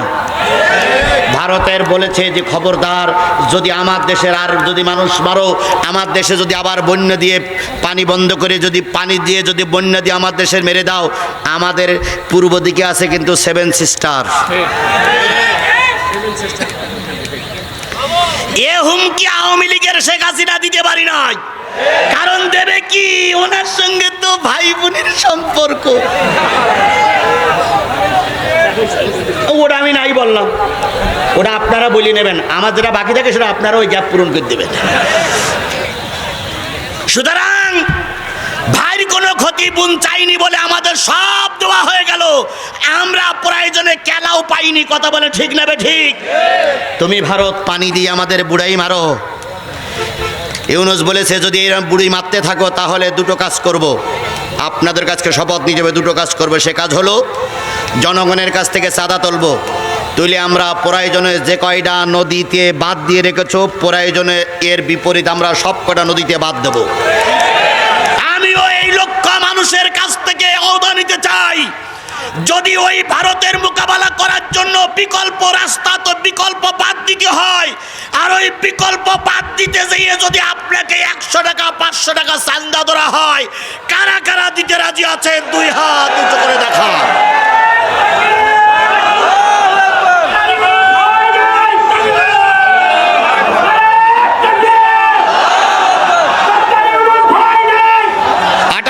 মানুষ আছে তোমার সয়। কথা বলেন ঠিক না ঠিক?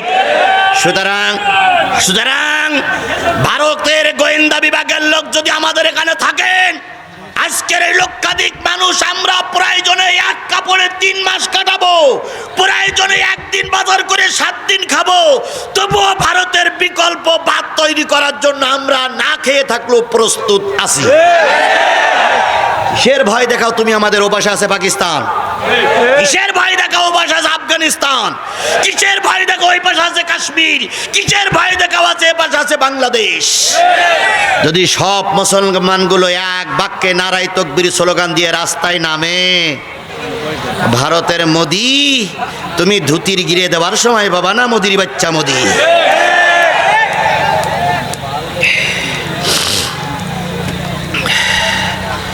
আমি জানি, আমি জানি, আমি জানি এ কথাগুলো অনেকেই সহ্য করতে পারে না, কিন্তু আল্লামা সাঈদী বলেছিলেন বাঘের বাচ্চার মতন 1 ঘন্টা বাঁচতে চাই। বাঘের বাচ্চার মতন 1 ঘন্টা বাঁচতে চাই। পাতি শিয়ালের মতন 70 বছর 100 বছর বাঁচার ভিতরে কোনো ফায়দা নাই। বাঘের বাচ্চার মতন 1 ঘন্টা বাঁচতে চাই। আল্লামা সাঈদী নাই, কিন্তু সাঈদীর কথাগুলো এখনো রেকর্ড বাঁচতেছে, বাঁচতেছে, বাঁচতেছে। আমরাও বাঘের বাচ্চার মতন বাঁচতে চাই। কথা বলেন ঠিক না বেঠিক? ভারত, তুমি আমাদের কি করবা? মাঝে মাঝে একটু পানি ছাড়বা। আমার দেশ গরিব না, আমার দেশকে এই আওয়ামী লীগ সরকার গরিব করেই রেখেছিল। 11,000 কোটি টাকা না কত হাজার কোটি টাকা বিদেশে পাচার হয়েছে। এই বিদেশের পাচারকৃত টাকাগুলো যদি আমাদের দেশে ফিরিয়ে আনা যায়, 2 বছর আমাদের দেশে ওই যে জাতীয় সংসদে দেশের উন্নয়নের জন্য বাজেট করা হয়, 2 বছর কোনো বাজেট করা লাগবে না, ওই টাকায় 2 বছর চলবে। কি খাওয়া খেয়েছে কুমিরির বাচ্চারা। দরবেশ বাবা নাম কি জানো? হ্যাঁ, ওরে বাবারে, দেখলি মনে হইতো ফেরেশতা জিবরাইল আর 2 জন ভাইরা ভাই। কি সুন্দর দাড়ি, কি সুন্দর টুপি, কি সুন্দর পাঞ্জাবি। লোক নাম দেখেছিল কি বাবা? দরবেশ বাবা। দরবেশ বাবা কি কায়দায় পালাইলো রে বাবা। দরবেশ বাবা আর আমাদের আইন মন্ত্রী 2 জন নৌকায় চড়ে পালাই যাচ্ছে, 2 জনের হাতে আবার তসবিহ। সুবহানাল্লাহ, সুবহানাল্লাহ, সুবহানাল্লাহ, সুবহানাল্লাহ, সুবহানাল্লাহ। ওরে তসবিহ জোর রে ভাই। এখন দরবেশ বাবা তো টুপিও পাল্টাইছে, একটা গেঞ্জি গায়ে দিয়েছে, আর একটা আমানত শাহ লুঙ্গি পরিছে, আমানত শাহ লুঙ্গি। আর আইন মন্ত্রী উনি একটা তসবিহ নিয়ে সুবহানাল্লাহ, সুবহানাল্লাহ, সুবহানাল্লাহ, সুবহানাল্লাহ পড়তেছে, ছোট ডিঙিতে চড়ে যাচ্ছে। এখন সাধারণ লোক বলতেছে, ভাই এই 2 জন লোকের এই সামনের লোকটা চেনা চেনা মনে হয়। একজন বলছি, হ্যাঁ টিভিতে দেখেছি, এই লোকের টিভিতে দেখেছি। ও লোক তখন আরো সুবহানাল্লাহ জোরে, সুবহানাল্লাহ, সুবহানাল্লাহ, সুবহানাল্লাহ। ফান্দে পড়িয়া বগা কান্দে রে, ওরে ফান্দে পড়িয়া বগা কান্দে রে। বগার এখন চৈত্র মাস। কি কি কি বলেন বলেন বলেন। বগার এখন চৈত্র মাস, মনে বড় হাহুতাস, ওরে ফান্দে পড়িয়া বগা কান্দে রে। এখন তসবিহ ধরেছ কেন?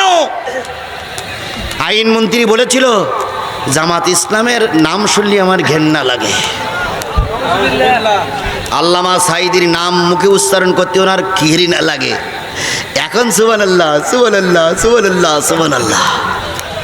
বিপদে পড়ে সুবহানাল্লাহ আর বিপদ উদ্ধার হয়ে গেলি পর তসবিহ ফেলাই দিয়ে ইসলামী আন্দোলনের নেতা কর্মীদের উপর আক্রমণ করেছে। কথা বলে ঠিক না বেঠিক?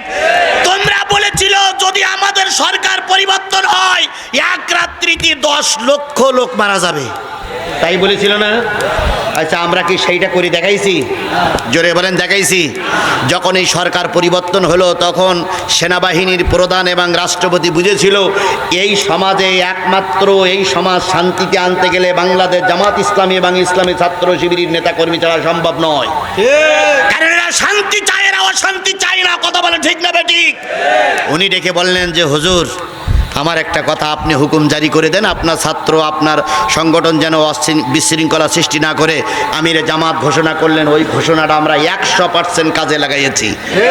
কোন হিন্দু ভাই থাকলে আমরা চ্যালেঞ্জ করে কোরআন শরীফ শপথ করে বলতেছি, আপনাদের মন্দির আমরা পাহারা দিয়েছি, আপনাদের বড় বাড়িঘর আমরা পাহারা দিয়েছি, আপনাদের সতীত্বর হেফাজত আমরা করেছি, যা অন্য কেউ করতে পারেনি।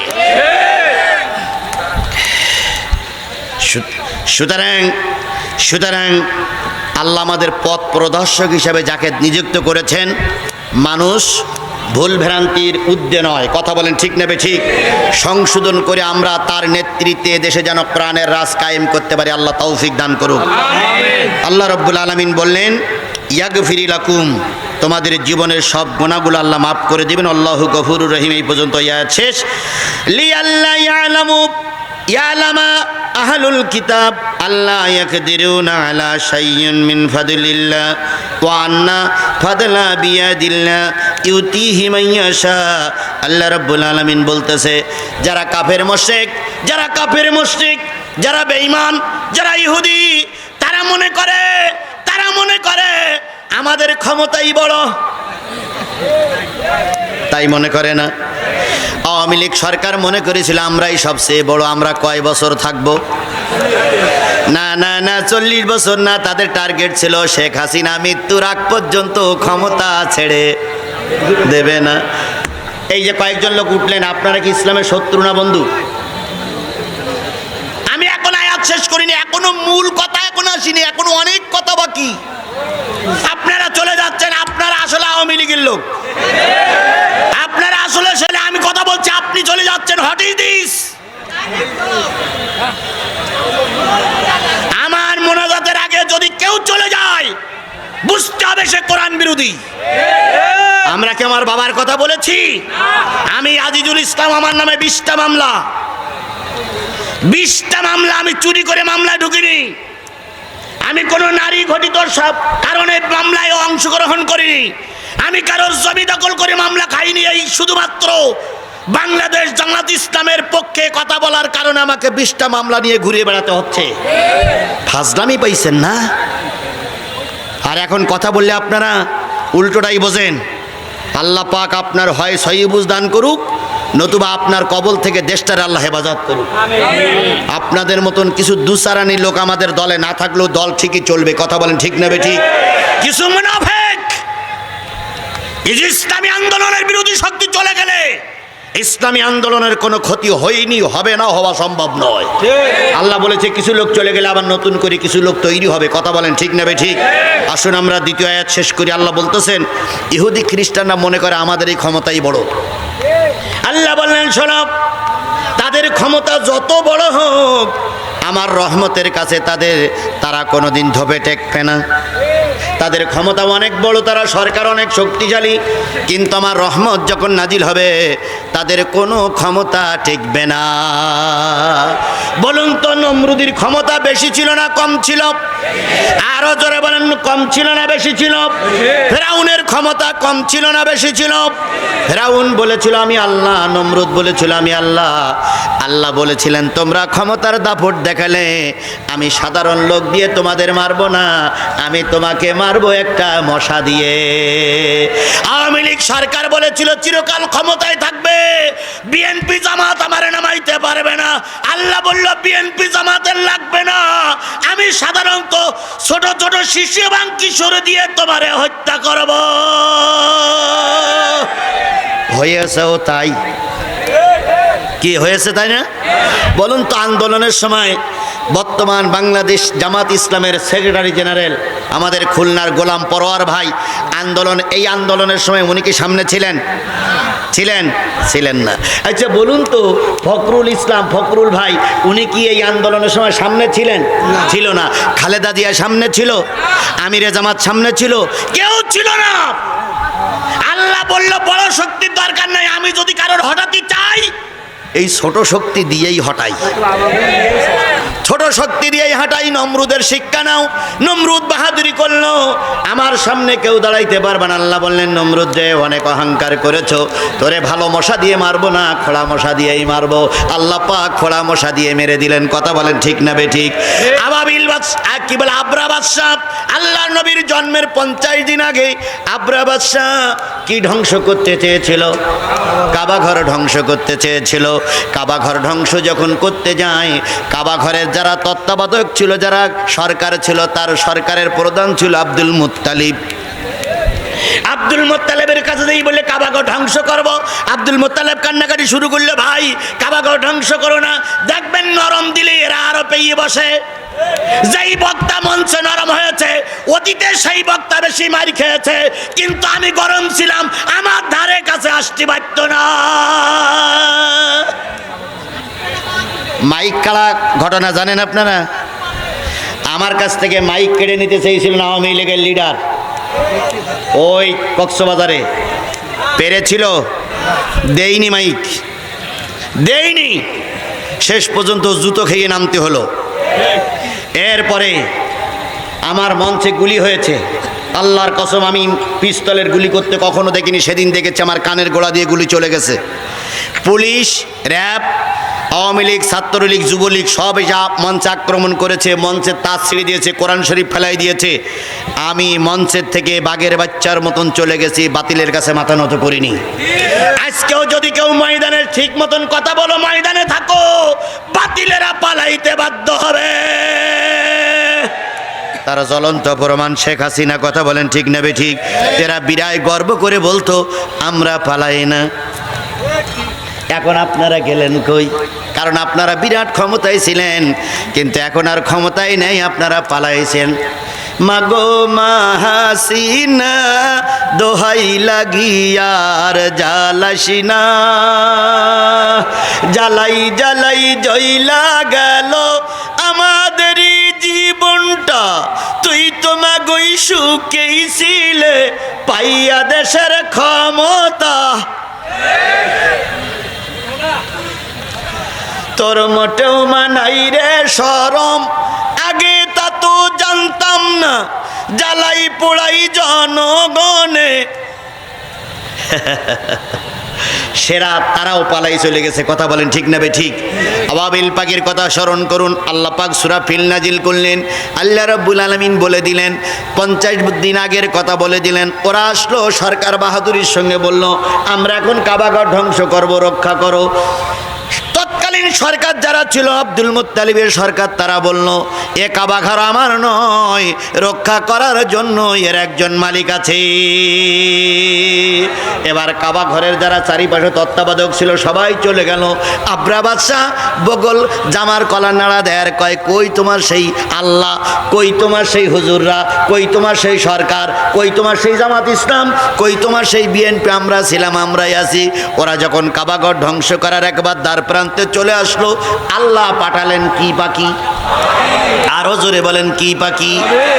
কাবার গেলে আব্দুল মুত্তালিব কেঁদেছিল, কাবার মালিক আমরা তোমার কাবা রক্ষা করতে পারলাম না, চলে গেলাম। আল্লাহ রাব্বুল আলামিন বললেন তোমরা ময়দান ছেড়ে দাও, অবিল পাখি ফিট করতেছি। আসলো অবিল পাখি, ঝাঁকে ঝাঁকে তাওইরান আবাবিল, ঝাঁকে ঝাঁকে পাখি আসলো। পাখিগুলো এসে একটা করে কঙ্কর নিক্ষেপ করতে শুরু করলো। সব নেতা মারা যায়। এবার আমাদের নেতা যেমন পালাই চলে গেছে, আব্রা বাদশাহ ওইরাম একা একা পালাই চলে যাচ্ছিল। বাংলাদেশ আওয়ামী লীগের নেতা কর্মীদের বলি, এরশাদ সাহেবের চাইতে জঘন্যতম নেত্রী হইল আপনার নেত্রী। কারণ এরশাদ সাহেব ক্ষমতা ছেড়ে দিয়েছিল, কিন্তু দেশ ছেড়ে যায়নি। আবার কথা মনে করি না এরশাদ খুব ভালো। এরশাদ সাহেব যদি এই স্বৈরাচারীদের সঙ্গে না থাকতো, আল্লাহর কসম এই স্বৈরাচার 16 বছর টিকতে পারত না। এই মুনাফেক, এই মুনাফেকেরা এই শেখ হাসিনার ক্ষমতায় বসাই রেখেছিল। এই মুনাফেকেরা যদি ওদের সাপোর্ট না করতো, 16 বছর না 16টা ঘন্টা থাকতে পারতো না। আবার এখন বলে আমরা দেশপ্রেমিক। তোমরা কতটুকু দেশপ্রেমিক? তাহলে ভারতের সঙ্গে কি যুক্তি করে এসেছি তা জনগণের বলুনি কেন? ভোট, হ্যাঁ, আস্তে আস্তে আস্তে আস্তে আস্তে হচ্ছে। তারপরে নির্বাচনের সময় আসলি আমাদের জাতীয় চাষার রোগ সেগে যেত। উনি যে হাসপাতালে বসে থাকতো, আর এরা যে সেই এই নির্বাচন করে করে এরা একটা দল গঠন করে নির্বাচন করেছে, এসব মুনাফেকদের চেনা লাগবে। এই মুনাফেক নেতাদের জন্য শিবগঞ্জ বগুড়ায় আমাদের মাহফিলগুলো বন্ধ হয়েছিল। কথা বলে ঠিক না বেটি? এদেরকে চিহ্নিত করে জাতির সামনে উত্থাপন করা দরকার। আমি বলতেছিলাম ছোট ছোট পাখিরা চলে আসলো, নেতা এই শেখ হাসিনার মতন পালাইনে শুরু করলো। যখন উনি আসছিলেন তখন ওনার স্ত্রী বলেছিল কোথায় যাও, কয় কাবাঘর ধ্বংস করার জন্য। ওনার স্ত্রী বলেছিল খবরদার কাবাঘর হাত দিও না, কারণ কাবাঘর কার ঘর? আল্লাহর ঘরে, কেন হাত দিলে কেউ টিকতে পারে না। সেদিন অহংকারের বশে বলেছিল আমার আবার ঠেকায় কে। স্বপ্নে ডেকে বাবাই বলে মাগো তুমি দিল্লি যাবে, তোমায় আবাই ঠেকায় কে বাকে আসে ঢাকায়। ওই স্ত্রী সেদিনকে বলেছিল খবরদার কাবায় হাত দিও না, ধ্বংস হয়ে যাবা। সেদিনকে আবরা বাদশাহ বলেছিল আমার আবার ঠেকায় এমন লোককে আছে। শেষ পর্যন্ত কাবা ধ্বংস করতে যেয়ে আবাবিল যখন কি বলে আবরা যখন দেখলো সব ধ্বংস হয়ে গেছে, তখন তিনি আর গতি অন্তর না পেয়ে উট নিয়ে না হাতি নিয়ে পালাই যাচ্ছিল। আর একটা ছোট্ট আবাবিল পাখি ওই ইব্রাহিম আলাইহিস সালামের আগুন নিমাতে যেই পানি দিতে দিয়ে তার ডানা পুড়ে গেছে, পা পুড়ে গেছে। ওই পাখিটা আসতে দেরি করেছে। ও তাকাই থাকে, দেখে ময়দান পরিষ্কার, একটা মাত্র লোক হাতিটি ছড়িয়ে পালাই যাচ্ছে। সামনে যেয়ে বলতেছে দাঁড়ান দাঁড়ান দাঁড়ান দাঁড়ান। আবরা বাদশাহ বলল হায় রে তুই কোন জায়গায় ছিলি? বললে আমি এই দলের সর্দার। আবরা বাদশাহ তখন বলল সব চলে গেল, আর তুই যে কোথায় ছিলি? শেষ পর্যন্ত ওই ছোট পাখিটার দ্বারা এই আবরা বাদশাহ ধ্বংস হয়ে গেল, কাবা উন্মুক্ত হয়ে গেল। বলুন সুবহানাল্লাহ। আজও এই তৈরান আবাবিলের মতন ছোট্ট ছোট্ট পাখি সদৃশ্য সন্তানগুলো রাস্তায় নামলো, ওদের আক্রমণে দেশ স্বাধীন হয়েছে। আর আবরা বাদশার উত্তরসূরি আবরা বাদশার ছোট বোন পালাইতে বাধ্য হয়েছে। চলে যান আর একটু সংবাদে। আর একটা কথা বলে বিদায় নেব, সেটা হলো আর একটা কথা 4 মিনিটের ভিতরে বিদায় নেওয়ার জন্য চেষ্টা করছি। আর একটা কথা বলি, সেটা হলো বলুন তো সিলেটের একজন বাদশা ছিল, নাম ছিল কি? গৌর গোবিন্দ। গৌর গোবিন্দর বিরাট ক্ষমতা ছিল। গৌর গোবিন্দর মোকাবেলা করার জন্য একজন হুজুর এসেছিল, নাম কি? আরো জোরে বলেন নাম কি? শাহজালাল। তিনি যখন এসেছিলেন তখন গৌর গোবিন্দ সংবাদ পেল শাহজালাল আসতেছে। গৌর গোবিন্দ রাস্তাঘাট বন্ধ করে দিল, হরতাল নিজেই ডেকে দিল। এরপরে শাহজালাল আসলেন। শাহজালাল এসে যখন গৌর গোবিন্দের বিরুদ্ধে অ্যাকশনে নামলেন, শাহজালাল পালিয়ে এই শেখ হাসিনার মতন গৌর গোবিন্দ পালিয়ে যেতে বাধ্য হয়েছিল। কথা বলেন ঠিক না বেঠিক? সুতরাং অতীতে জালেমেরা ছিল, এখনো এই অতীতে জালেমেরা ছিল, এখনো কিয়ামত পর্যন্ত এই জালেমেরা থাকবে। আবার শাহজালালের উত্তরসূরিরাও থাকবে। সুতরাং শাহজালালের উত্তরসূরিদের আজকে শপথ নিতে হবে, যদি আবার কখনো গৌর গোবিন্দরা মাথা উঁচু করে, আমরা শাহজালালের উত্তরসূরিরা ময়দানে থাকবো। কারা কারা ময়দানে থাকতে রাজি আছেন? 2 হাত উঁচু করে দেখান।